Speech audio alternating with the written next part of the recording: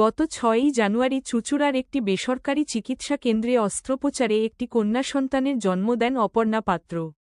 পোলবা দাদপুর ব্লকের সুগন্ধা পঞ্চায়েতের তৃণমূল সদস্য স্থানীয় পূর্বপাড়ের বাসিন্দা ২৫ বছর বয়সী অপর্ণা অস্ত্রোপচারের সময় থেকেই সংজ্ঞাহীন হয়ে পড়ে।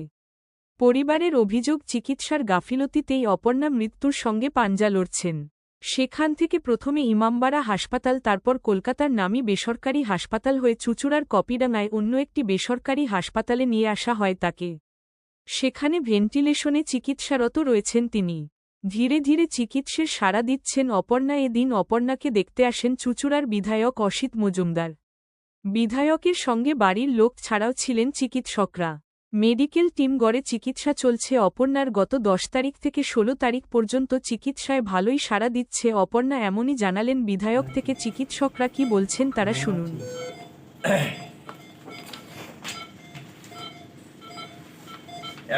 এখানে অলরেডি বলে দিয়েছিল টাকা ঘুমাচ্ছে কোনো এই মাত্র কিছু না তাকিয়েছিল এই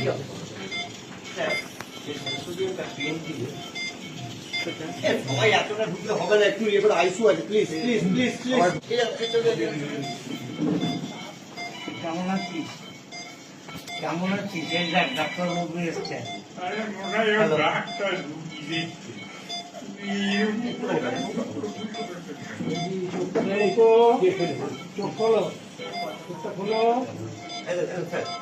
তার যারা আছে টিম স্পিরিটে কাজ করছে, আমার পঞ্চায়েতের প্রধান, আমার দলের সভাপতি, পঞ্চায়েতের সমস্ত দলের কর্মীরা ঈশ্বর আল্লাহর কাছে প্রার্থনা করতে এই পেশেন্ট যাতে সুস্থ হয়ে বাড়ি যায়।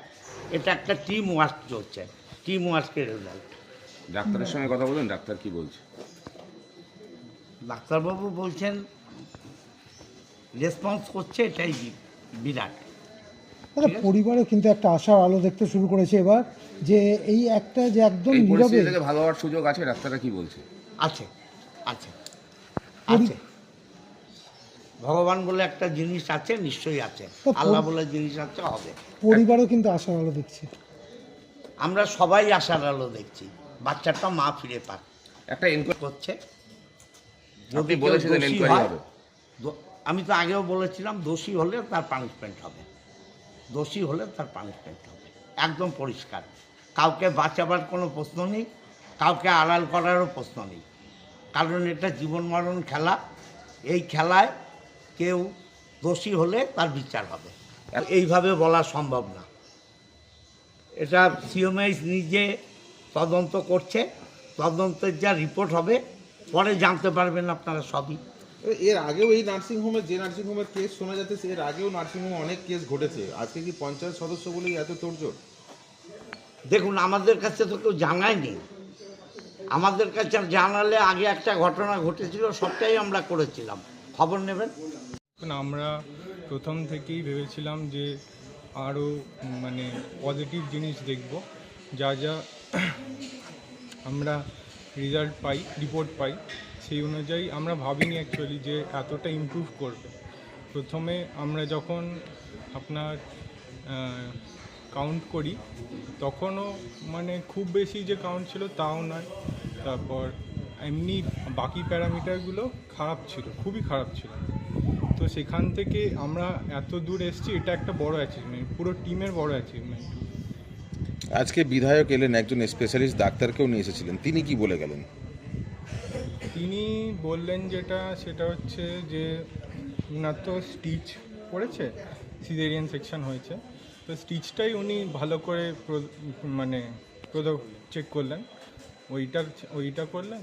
আর এছাড়া আমাদের আরও অনুপ্রেরণা দিলেন, তা আমরা আরও ভালো পরবর্তীকালে করতে পারি। ওটা দেখুন, হ্যাঁ, আমাদের হাতে তো যতটুকু আছে আমরা চেষ্টা করেছি, তার বাইরে যা আছে সবই ভগবান করেছে। এছাড়া আমরা আমাদের পুরো টিম প্রত্যেকটা আওয়ার, প্রত্যেকটা মিনিট আমরা ভালো করে অবজার্ভ করে তারপর ট্রিটমেন্ট করেছি ওনার। এটাই আমাদের জয়। যদি উনি আরও প্রোগ্রেস করেন তাহলে তো খুবই ভালো হয় আমাদের তরফ থেকে। এটাই আর কি একটা বড় অ্যাচিভমেন্ট। কতদিন ধরে ভর্তি, উনি কবে ভর্তি হয়েছিলেন? 10 তারিখ, 10 জানুয়ারি। 10 তারিখের পর আজকে এতদিন কি মনে হচ্ছে চিকিৎসা বলতে গেলে আমরা হ্যাঁ তুমি একটু বলো।